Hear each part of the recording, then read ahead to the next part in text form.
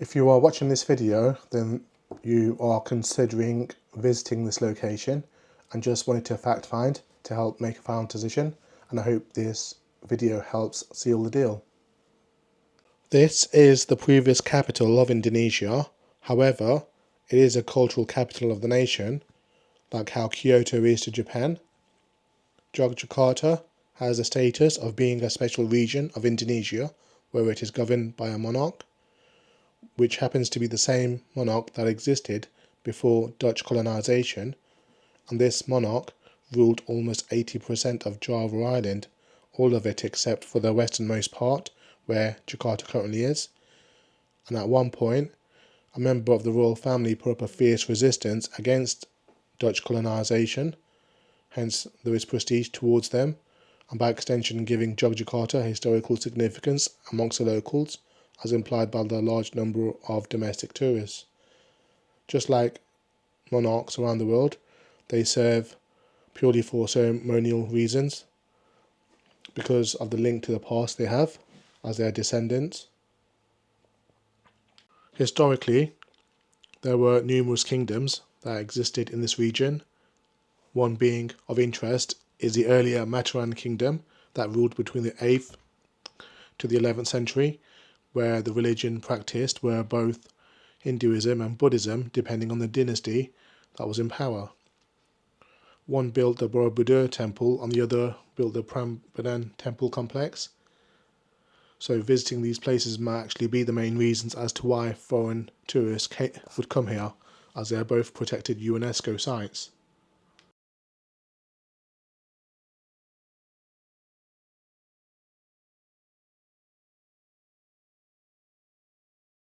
Let's just start off with the Borobudur temple. This temple was built by the Buddhism adhering Sherlanjura dynasty, and this large-scale temple also happens to be the largest Buddhist temple in the world, even to this day, and it was built to assert their dominance of the region. This temple comprises of 9 stacked floors, where the first 6 are square and the final 3 are circular. The first floor represents Kamadhatu, which means worldly desires, and it is in this floor where the relief panels depict stories of gross human behaviour, resulting in consequences such as spreading malicious lies, causing a person to become ugly, as shown here, or how kindness towards others comes back, as illustrated here, where a person is rewarded with happy life and family if they help others in need. These are virtues of Buddhism, one of them being cause and effect. The next 5 floors represents the physical form, where people are in the process of leaving the world of primitive desires and physical sensations, known as Rupadhatu. This section also has bas-reliefs, but mostly of Buddha's life, like the story of where he was born to a wealthy family, and the stories of his previous lives, such as when he was an elephant and sacrificed his own life so starving people can eat, implying altruism for the greater good. These bas-reliefs are not meant to be decorations, but rather to be read in a specific order on each floor as they ascend to higher floors to represent spiritual understanding and liberation. The highest of the top 3 floors represents Arupa Dhatu, where the floors are circular shaped and the walls have no bas-relief panels. This is where there are 72 Buddha statues are inside perforated stupas, where the ones closest to the top have square holes to represent stability, whereas the ones on the 2 floors below that have diamond shapes holes to represent instability. From here you can enjoy such a beautiful view of Indonesian greenery and that of Mataram around it, to understand why this island is known as the Emerald of Equator and why it was named Mataram. And better yet, you can even have a view of Mount Merapi from here and the other volcano. The other major temple in the Yogyakarta region is the Prambanan temple complex.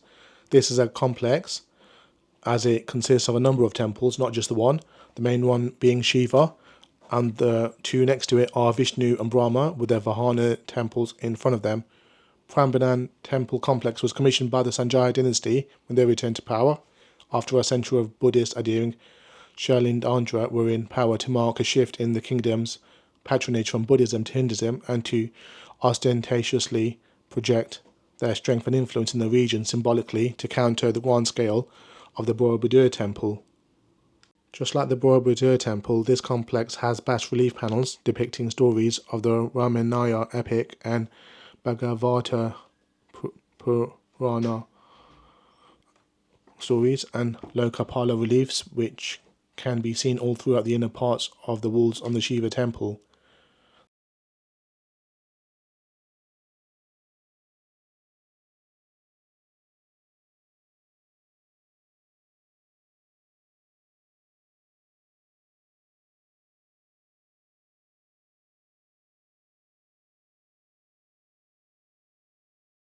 On the outer walls, on the bottom part of the Shiva temple, are relief panels of kinnaras, some ambushing a lion, and some of rabbits around a lion. Inside the Shiva temple is a statue of Shiva itself, and same statues exist in their respective temples, in the neighbouring temples, and the Vahanu's temples as well, like Nandi's just across Shiva's. Prambanan temple complex has just over 200 temples, and the smaller ones have unfortunately been destroyed due to natural disasters over the centuries, and are rubble around the main temples. Nearby are other notable temples, particularly the Siu temple, and this is a Buddhist temple which was built long before the Borobudur and may have served as a main Buddhist temple in the region before. Siu temple is a mere 10-minute walk away from the main section of the Prambanan temple complex.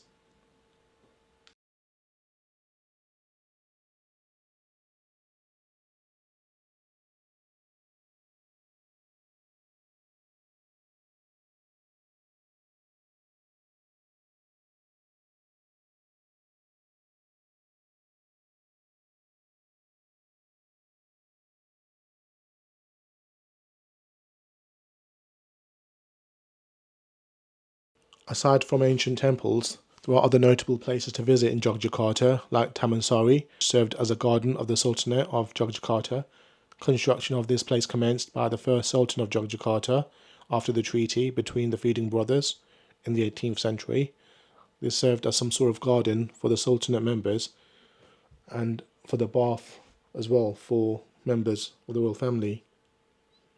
The Yogyakarta Royal Palace is open for visitors, for members, for tourists to come and explore Javanese performances, which themselves are enjoyed by the royal family, like Gamelan, and to also see Sultan's commemorative museum where clothing of older sultans are kept, along with clothing of soldiers.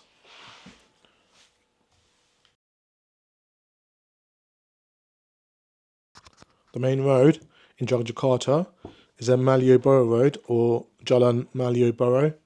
This is Yogyakarta's equivalent of Leicester Square or Times Square, where it's always busy and bustling with life, very vibrant, especially in the evenings, with so many stores to eat from or to purchase fine Indonesian batik. On the main road, there is a mall as well, and on top of it is Fort Vredberg Museum, which was originally built as a fort for the Dutch and named it Vredberg Fort, where Vredberg means peace, to reflect the peaceful coexistence between the Dutch colonizers and the Sultanate of Yogyakarta, or maybe just wanted to prevent another Diponegoro. After Indonesian independence, it became a property of the Indonesian government, where it now serves as a museum open for the general public to showcase exhibitions consisting of old photographs, historical objects and replicas, and even diorama to display stories of Indonesia's struggle for independence. Also, there are Ramayana plays in the city, though it is preferred to be watched by the Prambanan temple, as that's the main Hindu temple of Indonesia. I hope this video helped you make a decision on whether or not to visit this beautiful historical place, as Indonesia is more than just Bali. This region holds significance to the local population and welcomes a lot of domestic tourists from all over the archipelago. If you like this video, feel free to put a like on this, as I've invested so much time and effort researching and making this video, let alone recording. I hope to continue to do so in the foreseeable future for other places as well. Thank you.